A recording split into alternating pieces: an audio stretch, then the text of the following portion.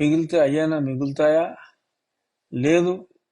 ఇప్పుడు నెల్లూరులో ఆ పెద్దరెడ్లు ఇద్దరు, మరి ఈ గుంటూరు జిల్లాలో మంచి వ్యక్తులు కొందరు, మరి ఎలా ఎలా ఎలా ఎలా వచ్చేస్తే ఇంకా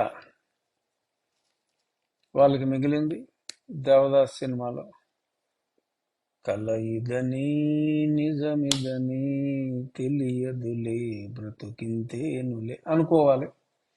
బహుశా ఆ తెలుగు పాట ప్రాక్టీస్ చేస్తే మంచిది.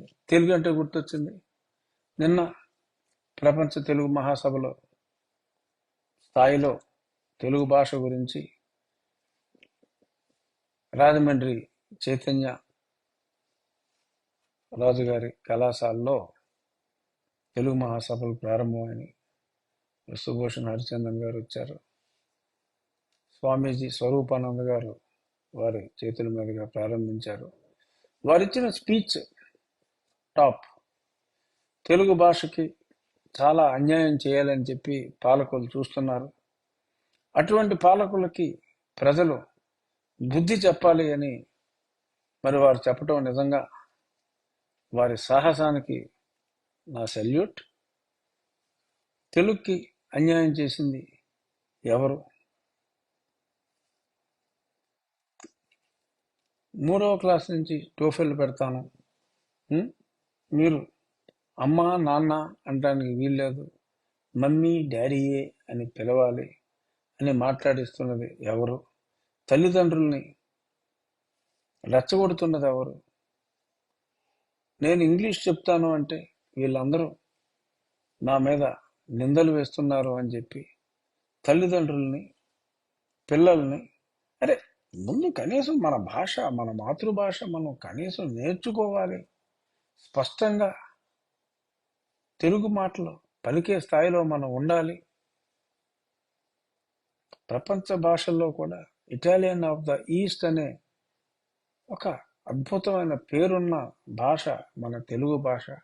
అటువంటి తెలుగు భాషని ఈ పాలకులే చంపే ప్రయత్నం చేస్తూ ఉంటే, మరి ఇప్పుడో 2019 నవంబర్లో నేను దీని గురించి మాట్లాడినందుకు, మరి ఆ తెలుగు భాష గురించి మాట్లాడినందుకే మొట్టమొదటిసారిగా తీవ్రమైన విభేదాలు నాకు ప్రస్తుత ముఖ్యమంత్రి జగన్మోహన్ రెడ్డికి వచ్చినాయి.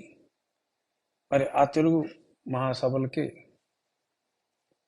మరి వీళ్ళందరూ రావటం, నెక్స్ట్ 2 రోజుల్లో ఎందరో 3-4 గవర్నర్లు, ఎందరో న్యాయమూర్తులు వీరందరూ వచ్చి ఆ తెలుగు భాష ఔన్నత్యం గురించి, భాషను మనం ఎలా పరిరక్షించుకోవాలి అని మాట్లాడుతున్నారు. మరి ఆ సందర్భంగా మరి మిగిలిన వాళ్ళందరూ కూడా వారి మనసులో మాటని చెప్పి, ఇంగ్లీష్ అవసరం, ఇంగ్లీష్ మీడియం వద్దని ఎవరు అంటలా, తెలుగు ఉంచండి.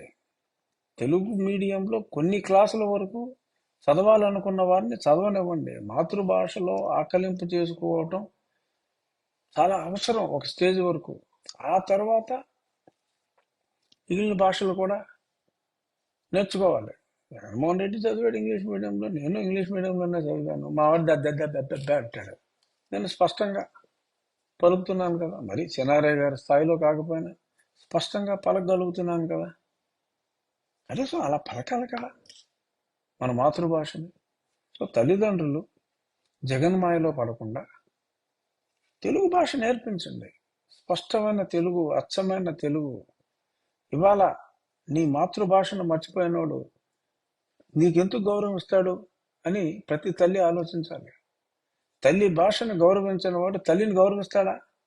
ఎందుకు గౌరవిస్తాడు? నీ భాషని నీ కొడుకు గౌరవించకూడదా? నీ కొడుకు గౌరవించాలా?